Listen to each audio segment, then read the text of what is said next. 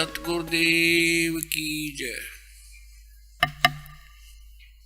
सर्वसंग से प्रार्थना है, सत्संग प्रारंभ हो रहा है। कृपया सत्संग स्थल पर शांतिपूर्वक विराजमान होकर के श्रद्धा से सत्संग सुने। परमेश्वर की प्यारी आत्माओं से पुनर्निवेदन है, सत्संग प्रारंभ हो रहा है। कृपया सत्संग स्थल पर शांतिपूर्वक विराजमान होकर के श्रद्धा से सत्संग सुने। सत सही सतगुरुदेव की जय। बंदी छोड़ कबीर परमेश्वर जी की जय। स्वामी रामदेवानंद जी गुरु महाराज जी की जय हो।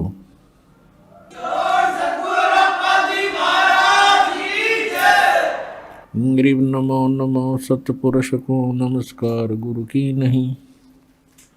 सुर नर मुनि जन साधुआं संतों सर्वस्ती नहीं। सतगुरु साहेब संत सब डंडो तुम प्रणाम। आगे पीछे मध हुए तिनको जा कुर्बान। नराकार निर्विषम काल जाल वैभंजनम निर्लेपम निज निर्गुणम अकल अनुबेशंदनम। सोहम सुरति समापतम सकल समाना निर्तल। उज्ज्वल हिरंबर हरदमम बेपरवाह अथा है वार पार निमज्जतम। ग्रीव जो सुमर सिद्ध होई गणनायक गलता ना करो अनुग्रह सोई पारस पद परवाना। आदि गणेश मनाऊं गणनायक देवन देवा। चरण कमल लौलाऊं आदंत करूं सेवा। परम शक्ति संगीतम रिद्धि सिद्धि दाता सोई। अवगत गुण अतीतम सतपुरुष निर्मोही। जगदम्बा जगदीशम मंगल रूप मुरारी। तन मन अर्पों शीशम भक्ति मुक्ति भंडारी। सुर नर मुनि जन ध्यान ब्रह्मा विष्णु महेशा। शेष सहस मुख गावे पूज्य आदि गणेशा। इंद्र कुबेर सरीखा वरुण धर्म राय धावे। समर्थ जीवन जी का मन इच्छा फल पावे। 33 कोटि अधारा धावे शेष 88। उतरे बहुजल पारा कट है यम की फांसी। 33 कोटि अधारा धावे शेष 88। उतरे बहुजल पारा कट है यम की फांसी। कर जोरूं विनती करूं धरूं चरण पर शीश। गुरु जी राम देवानंद जी महाराज ने दियो नाम बख्शीश। कोटि कोटि सिजदा करूं कोटि कोटि प्रणाम। चरण कमल में राखियो में बांधी जाम गुलाम। कुत्ता हूँ गुरुदेव का रामपाल दास का नाम। गले प्रेम की जेवड़ी जाखें चोवा जाऊं। तो करो तो बावड़ू दूर दूर करो तो जाऊं। जो राखो त्यों ही रहूं जो देवो सो खाऊं। परम पिता परमात्मा पूर्ण ब्रह्म सर्व सृष्टि के रचने वाले कबीर परमेश्वर जी की असीम रजा से आप परमात्मा की प्यारी आत्माएं सत्संग सुनने के लिए उपस्थित हुए।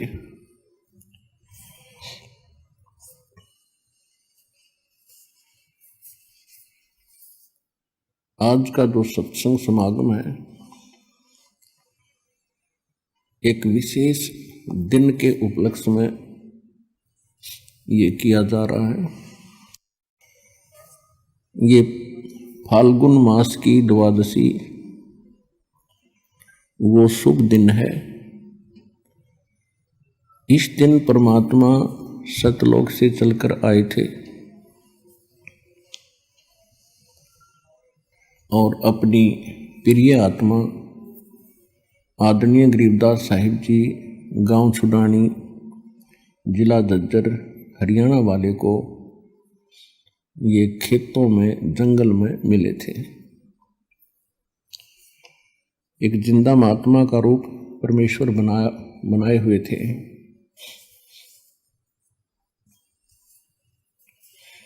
इस दिन का एक विशेष महत्व ये है कि परमात्मा ने अपना एक ऐसा दृढ़ गवाह बनाया जिसने परमात्मा को देखा, परमात्मा के उस स्थान को देखा जिसके विषय में परमात्मा बहुत पहले से कहते आ रहे थे कि एक ऐसा स्थान है जहाँ कोई दुख नहीं, कोई रोग नहीं, कोई कष्ट नहीं, कोई टेंशन नहीं, किसी चीज का अभाव नहीं, वहां वृद्ध अवस्था नहीं, मृत्यु नहीं। लेकिन हमने जो अज्ञान ग्रहण कर रखा था उसके आधार से हम परमात्मा के उस विचारों पर, ज्ञान पर हम विश्वास नहीं कर पाते थे। तो फिर परमेश्वर ने अपने कुछ गवाह बनाए ताकि ये मेरी गवाही दे, आंखों देख कर प्रमाणित करे, जिस कारण से आने वाले समय में मेरे बच्चे मुझे पहचान लें और इनका युगों का कष्ट मिट जाए। असंख्य जन्म हो गए हमको इस काल के जाल में, जन्म और मृत्यु में। जब हम अन्य प्राणियों के शरीरों में होते हैं, पशु पक्षी जलचर, तो उस समय तो महाकष्ट होता ही होता है और कभी भूल भटक कर हमें मनुष्य जीवन प्राप्त हो जाता है। तो इस मनुष्य जीवन में भी हम महादुखी होते हैं क्योंकि हम शुभ कर्म नहीं कर पाते जो शास्त्र अनुकूल साधना के होते हैं। क्योंकि हमें जो ज्ञान दिया जाता है वो शास्त्र विधि त्याग कर मनमाना आचरण बताया जाता है जो सभी सदग्रंथों के विपरीत होता है। और फिर लंबे समय तक उसी प्रक्रिया में हम रहने के कारण उसको फाइनल मान लेते हैं क्योंकि अपने समुदाय के लोग सभी वही कर रहे होते हैं, जिस कारण से किसी को कोई ऑब्जेक्शन नहीं होता और ना ये शंका होती कि हम गलत कर रहे हैं।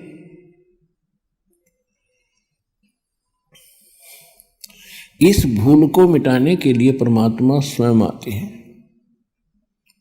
यहां पर दो शक्तियां काम कर रही हैं। एक तो असंख्य ब्रह्मांड का मालिक है कबीर भगवान, जिसको मुसलमान भाई अल्लाह अकबर कहते हैं, हम उसे कबीर साहिब कहते हैं। अल्लाह माने साहिब, अकबर माने कबीर, ये बोलने का अंतर है बस। अल्लाह कबीर, अल्लाह अकबर यानी साहिब कबीर, हम कबीर साहिब कहते हैं। इसको गॉड कबीर कहो। ये पूर्ण परमात्मा है, ये हमारा जनक है, हमारा पिता है। इसकी वचन शक्ति से हम सभी उत्पन्न हुए हैं। वो हमारे लिए दुखी रहते हैं कि किसी ना किसी तरह इन भोली आत्माओं को उस स्थान का पता लग जाए जहाँ ये रहा करते थे, सुखी थे, कोई कुछ कष्ट नहीं था, कोई मृत्यु नहीं थी, वृद्धावस्था नहीं थी और किसी चीज की कमी नहीं थी। और यहाँ दूसरी शक्ति है जिसके अंतर्गत हम फंसे हुए हैं। यहाँ ये ब्रह्म है, सरपुरुष है, इसको ज्योत स्वरूपी निरंजन काल भी कहते हैं। इस काल ने एक ऐसा भयंकर जाल बना रखा है कि जीव को परमात्मा की जानकारी ना हो और जितने कर्म ये करे वो कर्म बिगाड़न के करे, शुभ ना कर सके। और दूसरी, इसने अज्ञान फैला दिया, ये नकली पंथ संत बनवा के, और इन जीवों को ऐसा दृढ़ कर दिया उस अज्ञान के अंदर। जब परमात्मा स्वयं भी आते हैं तो भी हम परमात्मा के उन वचनों पर विश्वास नहीं करते थे। इसलिए परमेश्वर कबीर जी ने अब एक विकल्प खोजा। उन्होंने अपने गवाह तैयार किए कि ताकि ये मुझे पहचाने और मेरे स्थान को जाने, फिर अपने बहन भाइयों को ये आंखों देखा ज्ञान सुनावे।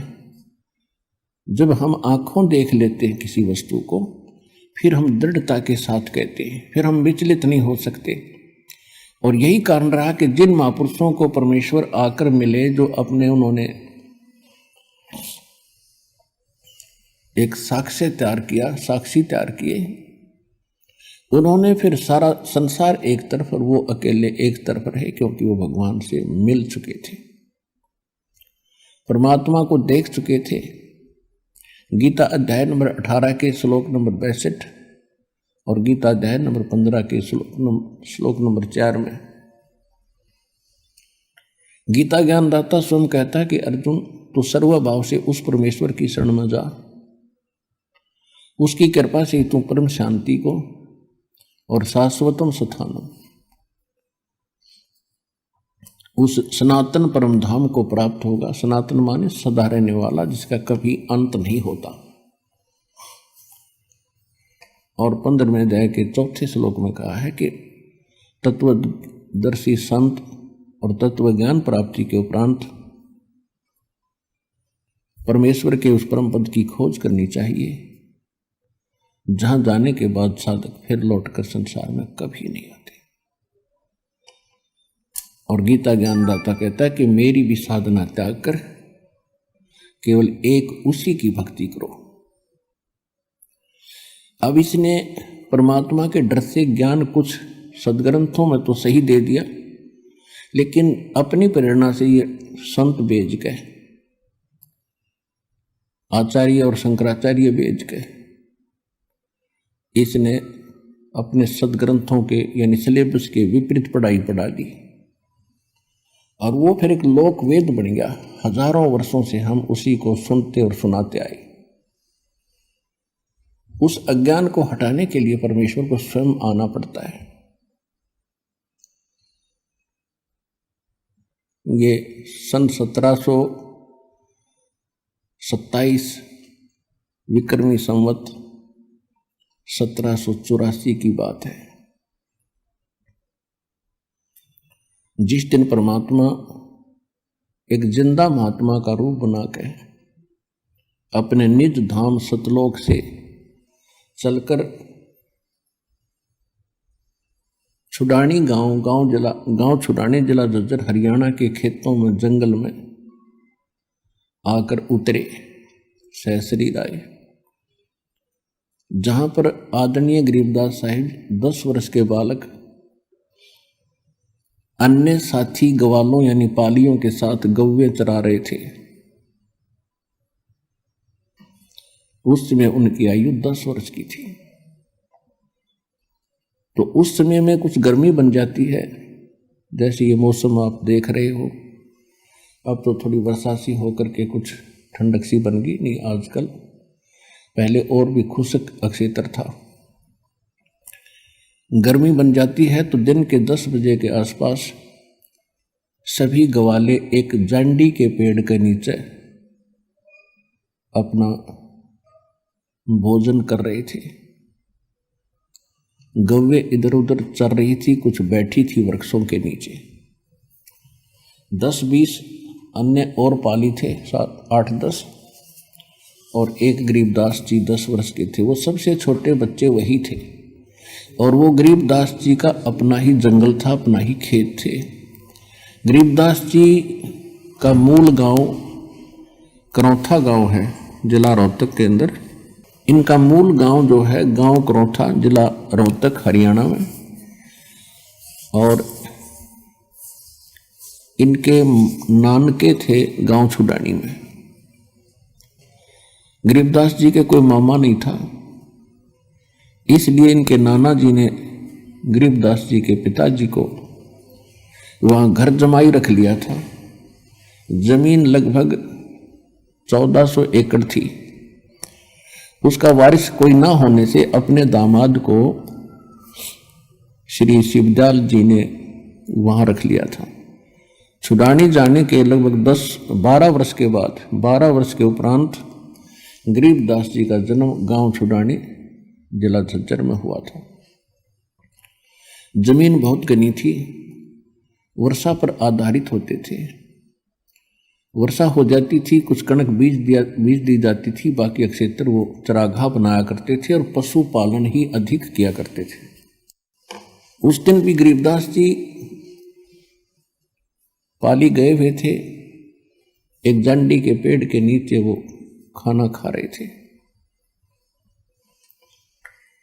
गरीबदास जी का जन्म सन 1717 विक्रमी संवत 1774 को हुआ, वैशाख पूर्णमासी को। तो ये सन 1727 यानी संवत 1784 की बात है।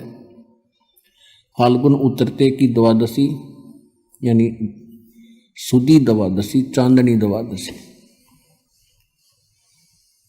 दिन के 10 बजे परमात्मा वहां उनके पास एक साधु रूप में आए, जहां वो सभी ग्वाले पाली आहार कर रहे थे, रोटी खा रहे थे।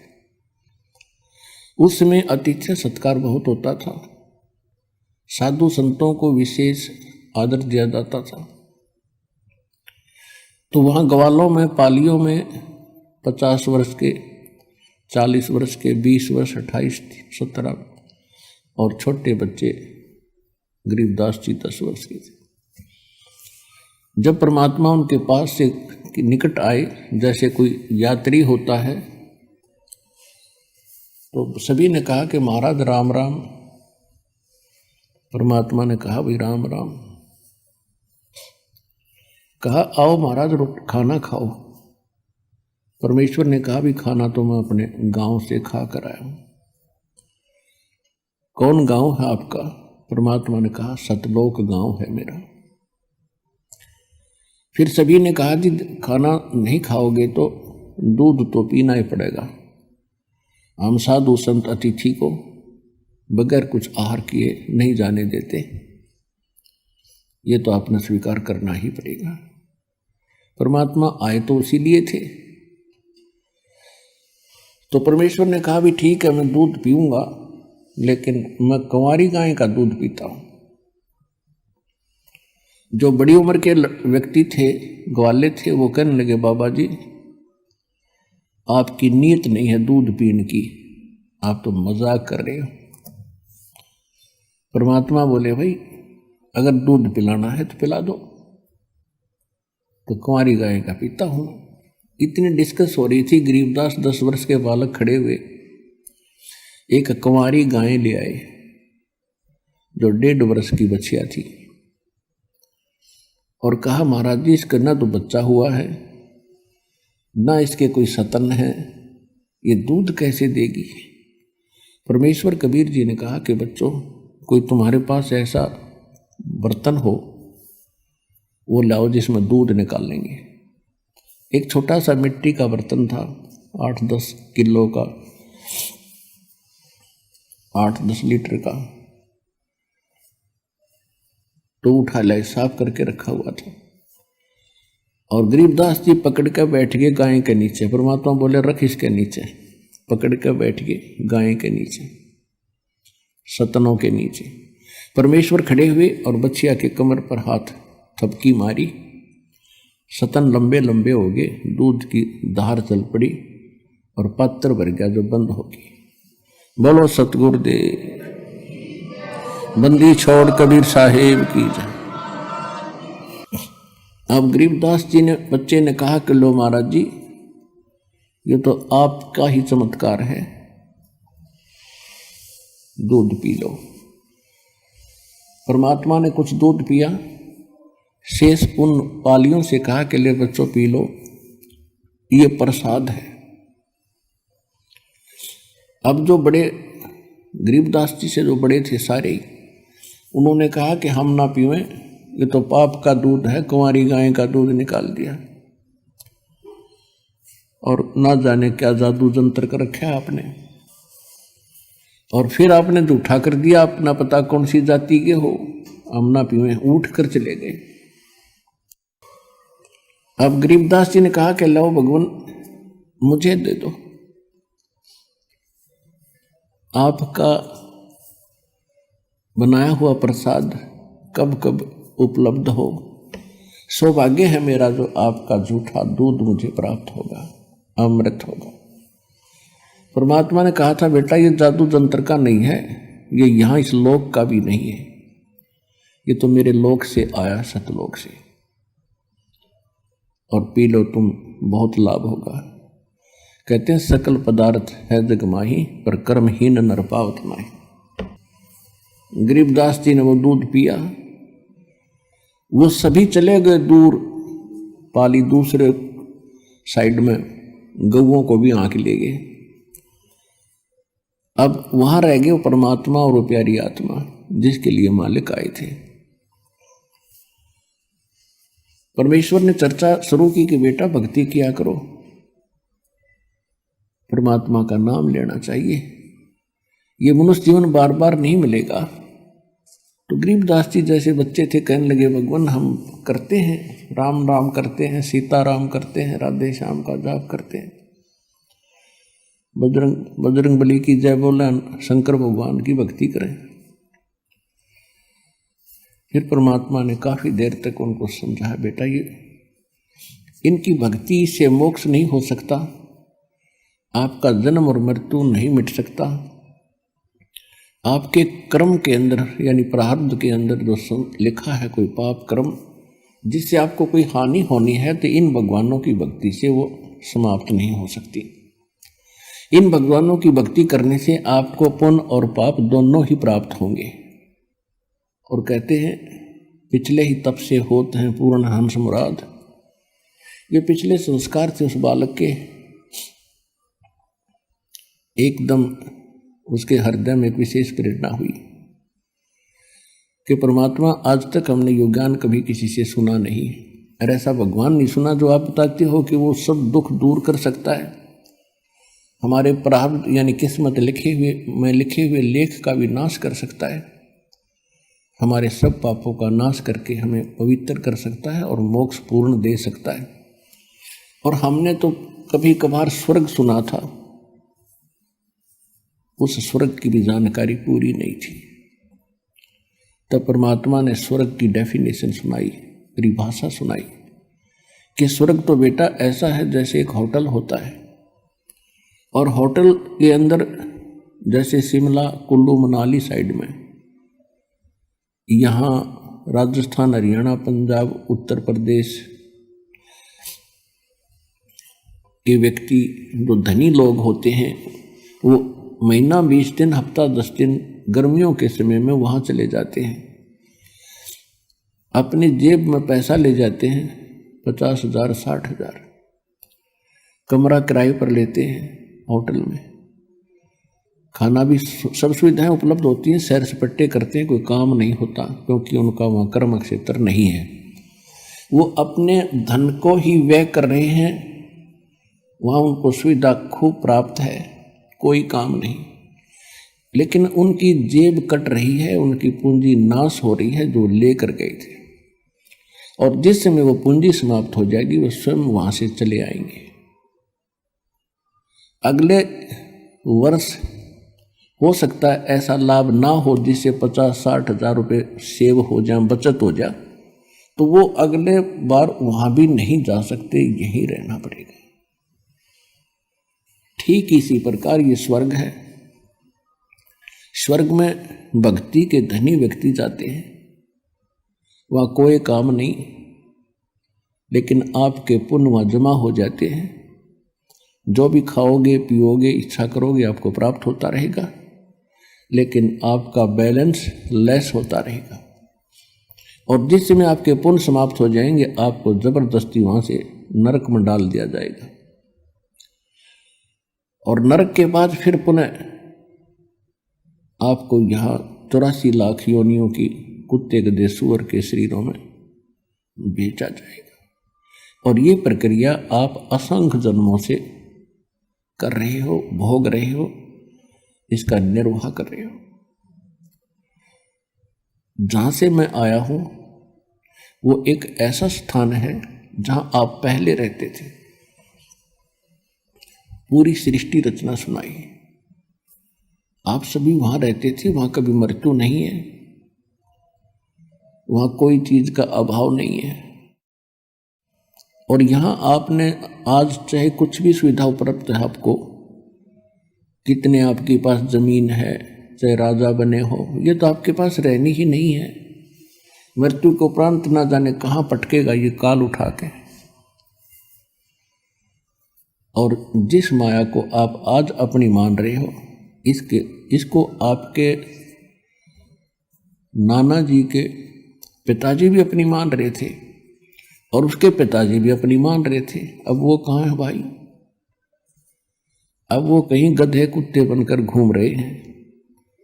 तो परमात्मा ने गरीबदास जी को समझाया, ये माया है राम की अपनी कहें गंवारे, जमपुर धक्के खाओगे नाहक बहे बेगार।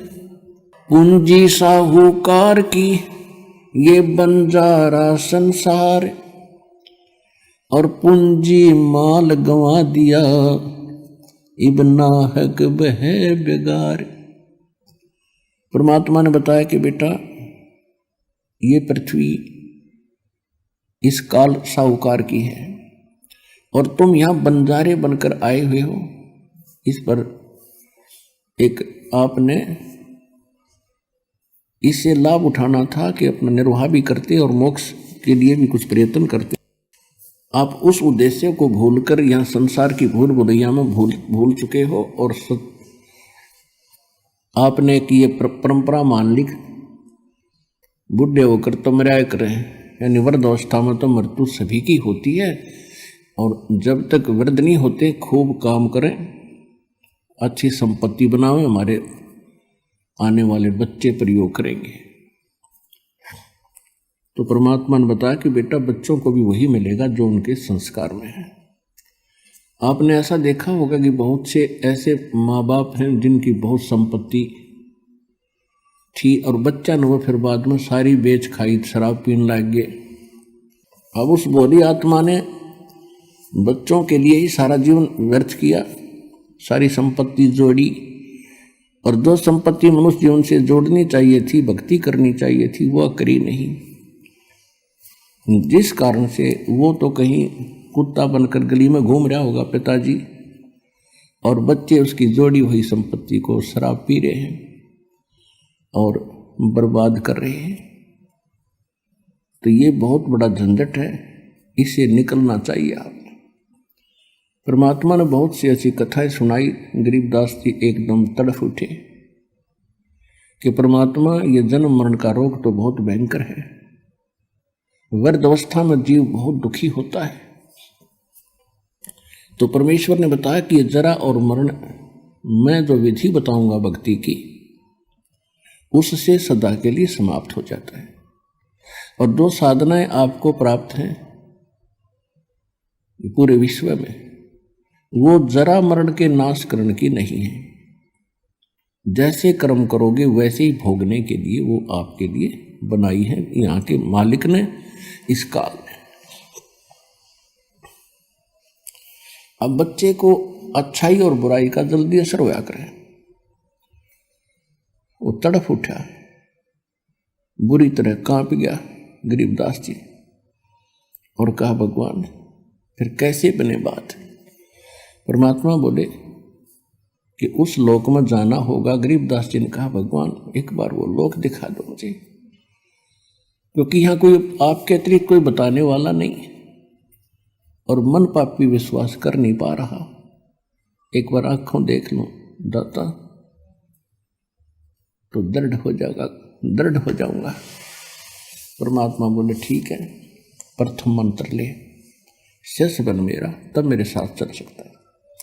प्रथम मंत्र दिया परमात्मा ने, उनको निकाला, क्योंकि ये तो ऊपर कवर अलग है, इसके अंदर ओरिजिनल एक और शरीर है, सूक्ष्म शरीर। ये तो ऐसा जैसे ओवरकोट पहन रखा हुआ हमने, जैसे सर्प ऊपर से कांचुली छोड़ देता है और सर्प ओरिजिनल उससे भिन्न है। तो ये अपना बॉडी जो है ये तो कांचुली, इस कांचुली में हम बहुत कुछ प्राप्त कर सकते हैं। ये शरीर ऐसा समझ लो जैसा अंडा होता है, अंडे का कवर होता है, और जब भक्ति इसमें बीज पड़ जाता है तो ये इसके अंदर जैसे अंडे में बच्चा बन जाता है, और जब वो बच्चा पंख वगैरह उसके हो जाती है तो अंडा फूट जाता है। अंडे को छोड़ के अंदर जो वस्तु थी वो बच्चा, अब उसके पंख होगी, वो उड़न लग गया। तो इसी प्रकार आपके अंदर जो बॉडी है, इस भक्ति से इस यो अंडा समझो, इसको अंड भी कहा है संतों ने, शरीर को पिंड भी कहा है। और इसके अंदर ये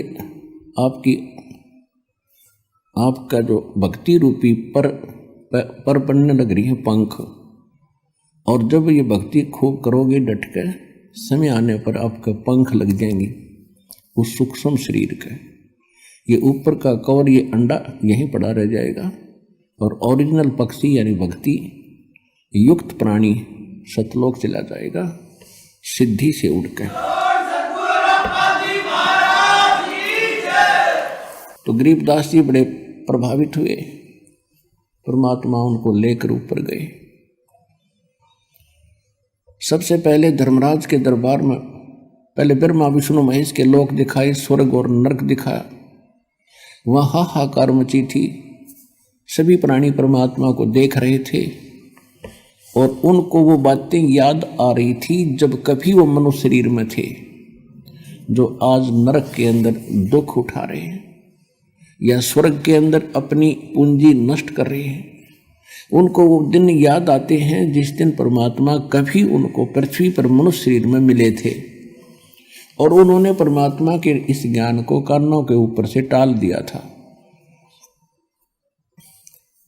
तो वहां रो रहे थे वो, हे भगवान, परमात्मा ने कहा कि मैं तुम्हें उस दिन मिला था वहां पर, और मैं क्या कह रहा था बच्चों, क्योंकि उसके मालिक के पास तो सारे रिमोट हैं, और प्रत्येक प्राणी के अंदर अंतःकरण में, कोड वर्ड में पूरी असंख्य जन्मों की, जब से वो जन्म मर रहा है, कुत्ते गधे सूअर से कुछ भी बना है, वो सारा उसके अंदर फीड है। परमात्मा ने वो चालू कर दिया वचन से, और याद आई उसको, कहाँ भगवान आप मिले थे और आप कह रहे थे जो साधना तुम कर रहे हो ये नरक में और स्वर्ग दोनों में जाना पड़ेगा, और मैं जो भक्ति बताता हूँ वो इससे भिन्न है, उससे तुम्हारा कल्याण होगा।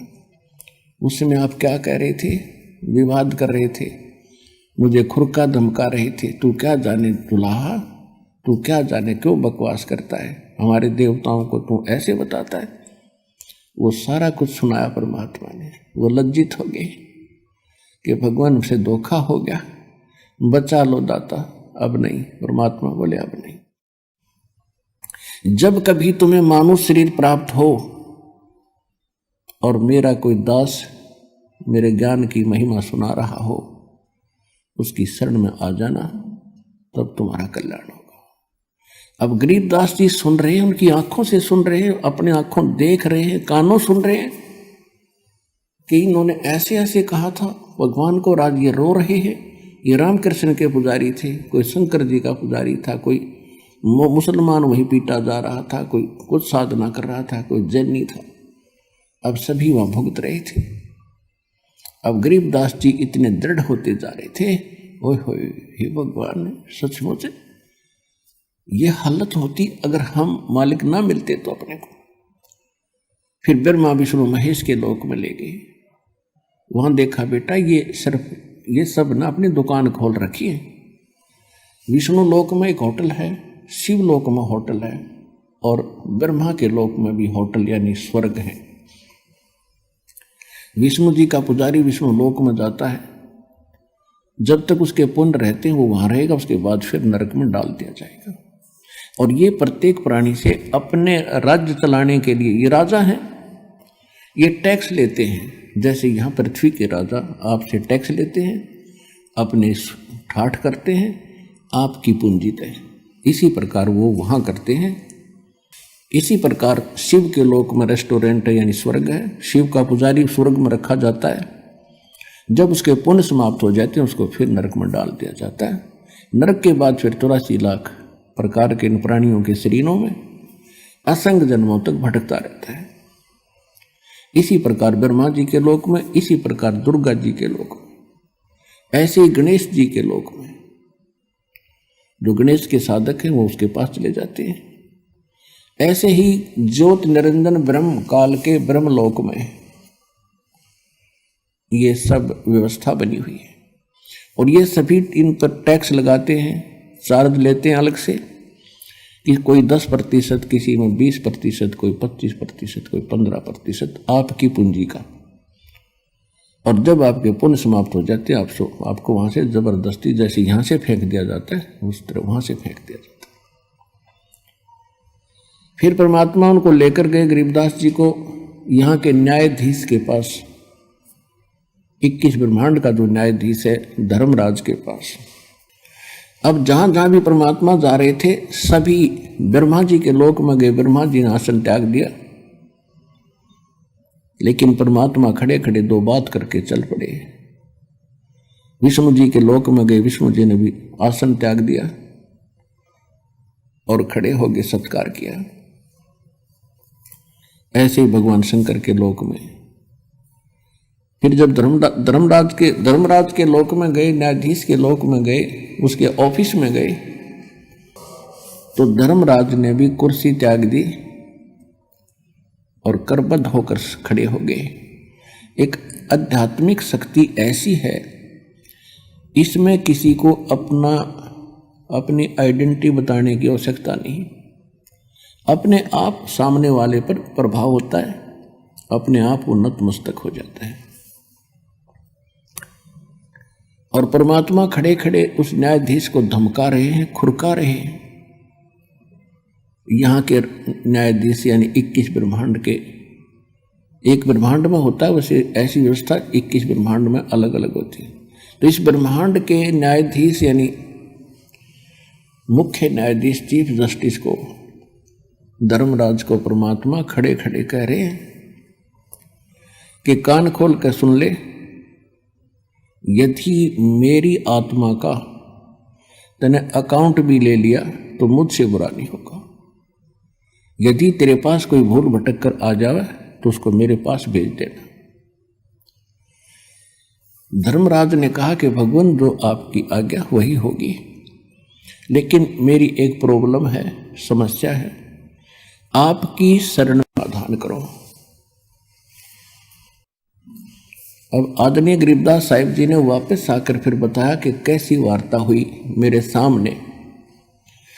धर्मराज दरबार में देई कबीर तलाक, मेरे भूले चुके हंस को तुम पकड़िए मत कजाक।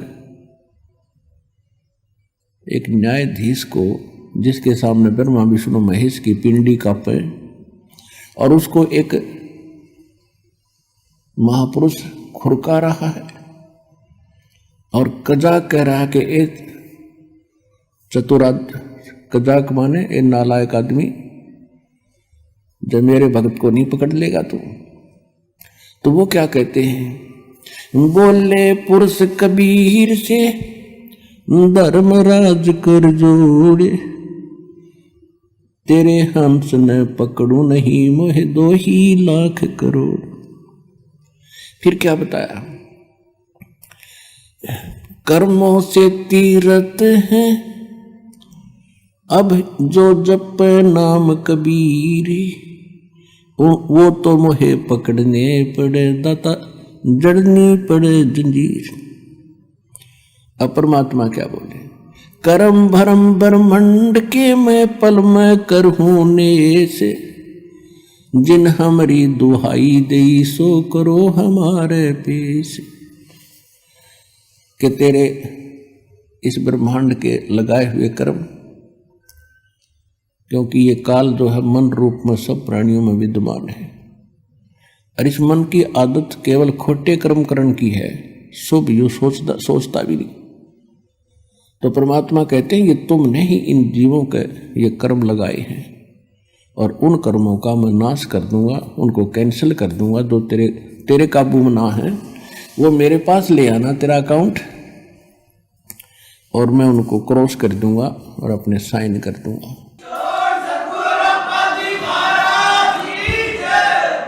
जब ही सतनाम हृदय धरो, भयो पाप को नाश, जैसे चिंगारी अग्नि की वाई पड़े पुराने घास। परमात्मा बता रहे थे कि मेरे पास एक ऐसा मंत्र है, इनको दूंगा मैं इन बच्चों को, और फिर भी कोई गलती से तेरे पास आ जाओ, मेरे पास ले आना, मैं इनके सब पापों का नाश करके तुझे बरी कर दूंगा, आप पर कोई प्रेशर नहीं रहेगा। इतनी वार्ता सुनकर गरीबदास जी गदगद हो गए, लेकिन अभी ये समझ रहे थे कि ये बाबा जी बड़ा शक्तिशाली है। हमने तो ब्रह्मा विष्णु महेश्वर के नाम सुने थे या चित्र देखे थे, आज मैं वास्तव में देख रहा हूं और ये सब इसके सामने करबद्ध हो रहे हैं। और ये तो बहुत बड़ी शक्ति बताते हैं जो अब ये धर्मराज तो सबका अकाउंट लेता है, और ये भी भगवान के इस बाबा जी के सामने ऐसे करबद्ध हो गया, तो कमाल का है बाबा तो भाई।